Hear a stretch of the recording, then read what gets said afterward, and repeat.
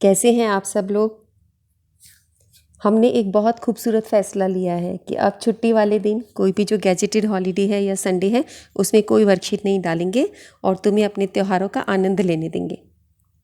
और एक और ख़बर है आप लोगों के लिए, आजकल हम एक इंटीग्रिटी वीक मना रहे हैं 27 नवंबर से 2 अक्टूबर तक, 27 अक्टूबर से 2 नवंबर तक का समय है। और आपने टीवी में भी देखा होगा कि एक शपथ ली जा रही है। इस शपथ में हम लोग प्रतिज्ञा ले रहे हैं कि जीवन के हर क्षेत्र में हम ईमानदारी एवं कर्तव्यनिष्ठता का पालन करेंगे। तो हमें इस चीज़ को अपने जीवन में शामिल करना है, क्योंकि आप विद्यार्थी हो तो विद्यार्थी के लिए क्या ईमानदारी होती है कि अपनी ईमानदारी से वो पढ़ाई करे और उन जीवन मूल्यों को सीखे जो उसको इस उम्र में सीखने होते हैं। अगर आप अभी से सीख जाओगे तो आगे आप अपने आप ही कर्तव्यनिष्ठ रहोगे, किसी को बोलने की आवश्यकता नहीं होगी। और ये दोनों क्वालिटीज़ बच्चों ऐसी हैं जो जीवन में आपको बहुत दूर तक लेके जाएंगी। जो बेईमान किस्म के लोग होते हैं, अपनी चीज़ों में ईमानदारी नहीं रखते, वो जीवन में कहीं ना कहीं हारते हैं और कभी ना कभी उन्हें महसूस होता है कि अरे ये ठीक नहीं है। तो हमें अपने अंदर वो क्वालिटी रखनी चाहिए जो हम दूसरे से चाहते हैं। दूसरा तो तभी पालन करेगा जब आप खुद उस चीज़ का पालन करेंगे, है ना। तो आप सब भी ये प्रतिज्ञा ले सकते हैं। चलो आज की वर्कशीट हम शुरू करते हैं। आज की वर्कशीट है हमारी वृत्त का परिमाप और क्षेत्रफल। जो आपको पता ही है, वृत्त का परिमाप क्या होता है 2πr और क्षेत्रफल क्या होता है πr²। अब इसको किस प्रकार ज्ञात किया जाता है। वृत्त की परिधि का उसके व्यास के साथ एक अचर अनुपात होता है। परिधि को अगर हम व्यास से भाग करें तो इस अनुपात का जो आता है ये एक अचर है और जिसको हम बोलते हैं पाई। ये एक यूनानी अक्षर है, ग्रीक अक्षर है, यूनानी। ठीक है, तो इसका अनुमान करके इसका मान होता है 3.14, जो कि पक्का नहीं, लगभग है ये। तो उसको 22/7 या 3.14 लेते हैं, जैसा आपको पता ही है। और पाई एक अपरिमेय संख्या होती है। ठीक है, तो अगर आप परिधि निकालना चाहते हो तो पाई और व्यास को गुना करना पड़ेगा। पाई गुना व्यास, व्यास यानी डी होता है डायमीटर, तो इसकी जगह आप डबल ऑफ रेडियस लिख सकते हो, यानी पाई गुना 2r। तो पाई गुना 2r करके 2πr आपका वृत्त की परिधि या वृत्त का परिमाप आ जाएगा। ठीक है, वृत्त के परिमाप को हम स्पेशल नाम देते हैं वृत्त की परिधि 2πr। ये कक्षा 10वीं के सब बच्चों को याद ही है ना। तो नई चीज़ आपने ये सीखी है कि ये परिधि को व्यास से भाग करके आती है और इस प्रकार से हम इसको परिधि को निकालते हैं। ठीक है, एक और एक्टिविटी करते हैं। यह वृत्त का क्षेत्रफल निकालना। एक वृत्त है, इसके कई हिस्से कर लीजिए। जैसे मान लीजिए कि आपने इसके 16 त्रिज्य खंड कर दिए और को इस तरीके से उसको अरेंज कर दीजिए। तो आप देख रहे हो कि एक आयत की तरह अरेंज हो गया। अब इस आयत का जो क्षेत्रफल होगा वही क्षेत्रफल इस वृत्त का भी होगा। आयत का क्षेत्रफल कैसे निकालते हैं, लंबाई गुना चौड़ाई। अब ये लंबाई क्या है, ये वृत्त की जो सारी लंबाई थी ये इधर और इधर दो जगह लंबाई में डिवाइड हो गई है। यानी 2πr का आधा इधर चला गया है πr और आधा πr इधर चला गया, यानी 2πr का आधा इसकी लंबाई है। और ये जो चौड़ाई है ये कितनी है, ये वृत्त की त्रिज्या के बराबर है, इतनी त्रिज्या। ये तुम्हारी चौड़ाई की तरह अरेंज हो गई, तो ये तुम्हारी आयर है।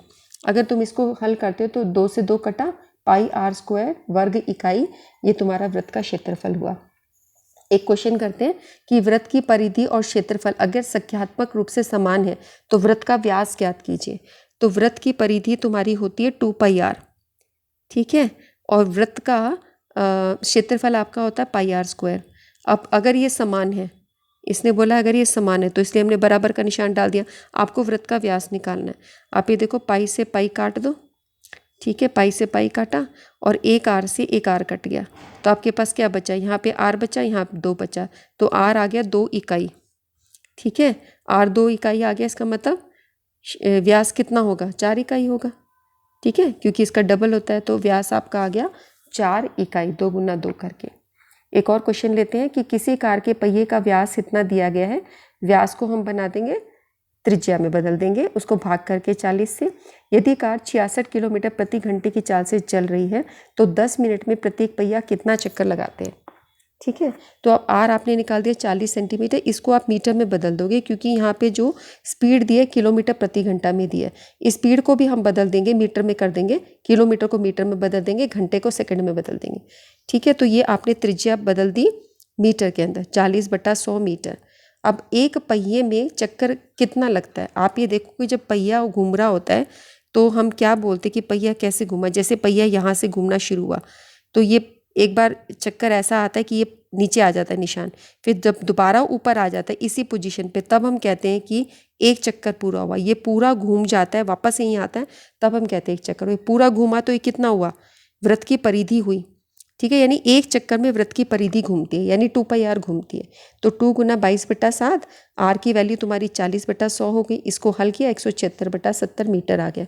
अब चाल आपको 66 दी है किलोमीटर प्रति घंटा, तो किलोमीटर को आप 1000 से गुना कर दीजिए और 3600 यानी 60 गुना 60 से भाग कर दीजिए, तो आपका उत्तर आ जाएगा 5/18। उसको हल करोगे तो 5/18 आता है 1000/3600 को करके, और फिर आप इसको गुना करके 55/3 मीटर पर सेकंड आ गया। इनको मैंने हल करके नहीं देखा, मैं मान रही हूँ कि ठीक ही होगा। तरीका इसका ठीक है, कैलकुलेशंस इसकी वर्कशीट की आई हैवंट चेक्ड। ठीक है, आप देख लीजिएगा। अब चक्कर की संख्या निकालनी है तो 10 मिनट में पहिए द्वारा तय गई दूरी ये, और एक चक्कर में तय की गई दूरी, तो 10 मिनट में पहिया कितना घूमता है, इसको निकालने के लिए तुम्हें चाल और समय को गुना करना पड़ेगा। क्योंकि जो तुम्हारा चाल होता है, स्पीड चाल, ये तुम्हारा दूरी बटा समय होता है। आपने ये पढ़ा है साइंस में। ये तुम्हारा हो गया चाल, चाल तुम्हारा दूरी बटा समय होता है, ये फॉर्मूला है। तो अगर तुम्हें दूरी निकालनी है, ये निकालनी है, तो चाल और समय को गुना करना पड़ेगा। तो चाल और समय को हमने गुना किया है।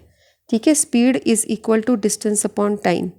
अगर आप इसको ऐसे ही लिखते हो, ये तुम्हारी चाल है, ये दूरी है, ये तुम्हारा समय है। ठीक है, तो स्पीड और टाइम को यानी चाल को और समय को आपको गुना करना पड़ेगा। ठीक है, तो अब इसका चाल आपको पता है, समय भी आपको पता है 10 मिनट का। तो आपने क्या किया, ये चाल जो लिखा था 55/3, ये डाल दिया 55 और 3 नीचे आ गया। और जो 10 मिनट है इसको 60 से गुना कर दिया तो सेकंड में आ गया, मिनट को सेकंड में बदल दिया 60 से गुना करके। और जो ये आपका था क्या था आपका, एक ये 2πr, इससे भाग किया गया है। तो 2πr से भाग करने में इसकी वैल्यू जो तुम्हारी आई थी, कितनी आई थी, 176/70। तो 176 नीचे आ गया, 70 ऊपर आ गया। इसको पूरा हल किया तो 4375 आपके चक्रों की संख्या आ गई। चलो पहला प्रश्न करते हैं। यदि एक अर्धवृत्त आकार चांदे का व्यास 14 सेंटीमीटर है तो इसकी परिधि ज्ञात करो। एक अर्धवृत्त चांदा है, इसका व्यास दे रखा है, तो आपको उसकी परिधि निकालनी है। तो जैसे ये आपके पास चांदा है, इसका व्यास दे रखा है 14 सेंटीमीटर, तो इसकी त्रिज्या हो जाएगी 7 सेंटीमीटर। अब चांदी की परिधि निकालने में अक्सर बच्चे क्या करते हैं, सिर्फ πr लिखते हैं कि वो अर्धवृत्त है, अर्धवृत्त तो πr होता है, 2πr का आधा। तुम ये फॉर्मूला याद करते रखते हो 2πr, फिर इसका आधा करके तुम इसको बस πr रख लेते हो, इतना ही ध्यान रखते हो। अब यहाँ पर ये देखना है, इसकी परिधि निकालने में ये भी चलेगा, क्योंकि परिधि होती है पूरा जो भी आपको चित्र दिया उसकी सारी बाउंड्री, तो ये तुम्हें डी भी मिलाना होगा। अक्सर बच्चे ये गलती करते हैं, सिर्फ πr से निकाल देते हैं, गलत हो जाता है। अब यहाँ 7 से 7 कटा, पाई की वैल्यू 22/7 थी, आर की 7 थी, डी की वैल्यू 14 है तुम्हारी, ये कटा 22 + 14 36 सेंटीमीटर, इसका उत्तर आ गया। ठीक है, सो मैंने आपको ये बताया कि क्या मोस्टली इसमें मिस्टेक होती है। इन्होंने बहुत अच्छा क्वेश्चन लिया है जब बच्चे गलतियाँ कर देते हैं। सेकंड क्वेश्चन देखो, एक पहिए का क्षेत्रफल दे रखा है, पहिए का क्षेत्रफल दिया है। ठीक है, पहिया होता है वृत्त के आकार का, यानी वृत्त का क्षेत्रफल πr² तुम्हें दे रखा है। पहिए को 572 मीटर की दूरी तय करने के लिए कितने चक्कर लगाने। अब वही चक्कर का क्वेश्चन है, एक चक्कर में कितना घूमता है, वो 2πr के बराबर घूमता है, अभी हमने बात की थी। तो वृत्त का क्षेत्रफल आपको दे रखा है, यानी πr² दे रखा है। r² को ये रखो, पाई को नीचे ले जाओ, 22/7, तो 22 से सीधा भाग चला जाएगा, या 11 से भाग कर दोगे, 11 से भाग करके हो जाएगा। तो जैसे तुम्हारा 0.28 और 7 हुआ, इन दोनों को गुना करोगे तो 1.96 आ गया। अब ये तुम्हारा 14 का वर्ग होता है, तो ये 1.4 हो जाएगा, डेसिमल का आप ध्यान रखोगे, दशमलव का। तो ये तुम्हारी त्रिज्या इतनी आ गई। अब पहिए के एक चक्कर में दूरी 2πr होती है ना, मैंने अभी बताया था कि वृत्त की परिधि के बराबर एक चक्कर होता है। जब पूरी एक परिधि घूम लेता है तब हम कहते हैं एक चक्कर हुआ है। तो अब ये तुम निकाल दो, 2πr का मान निकाल लो। आर तो तुम्हारे पास है ही, 2 22/7 1.4, और 7 और ये 1.4 एक दूसरे को काटेंगे क्योंकि 7 दूनी 14 होता है, तो 0.2 पे जाएगा, कट करके 8.8 आ गया। अब 8.8 मीटर की दूरी में पहिया एक चक्कर घूमता है, तो इतनी दूरी में कितना घूमेगा, तो 1/8.8 गुना 572, और इसको काटोगे तो 65 चक्कर घूमेगा वो। ठीक है, दूसरा प्रश्न हो गया। तीसरा प्रश्न देखते हैं। एक वृत्ताकार खेत पर 24 रुपये प्रति मीटर की दर से बाड़ लगाने का व्यय इतना है। अच्छा, बाड़ लगाई गई है।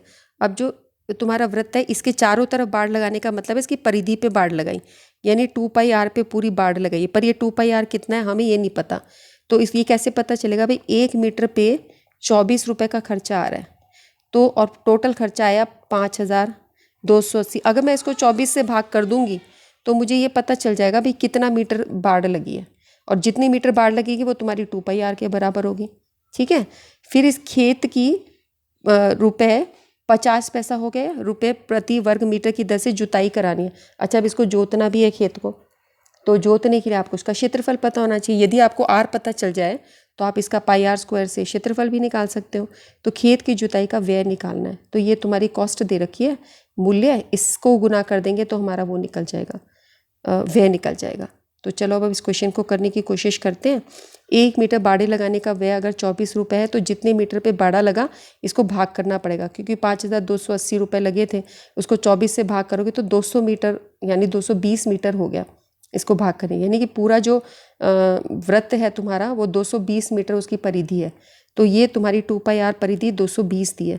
इसको हल करोगे तो r को ये रखोगे, 2π नीचे आ जाएगा, तो 2π की जगह 22/7, 7 ऊपर चला गया, ये 11 के पहाड़े से 12, 22 का पहाड़ा तुम्हारा सीधा देख रहे हो 10 पे चला गया, और फिर 2 पंजे 10 चला गया, तो ये तुम्हारा हो गया 5 सत्ते 35 आ गया। तो त्रिज्या आ गई, त्रिज्या से क्षेत्रफल निकाल लो, 22/7, 35 गुना 5, 7 पंजे 35, सो 22 गुना 5 गुना 35, 22 गुना 5 हो गया 110 गुना 35, तो 3850 तुम्हारा वृत्त का क्षेत्रफल आ गया।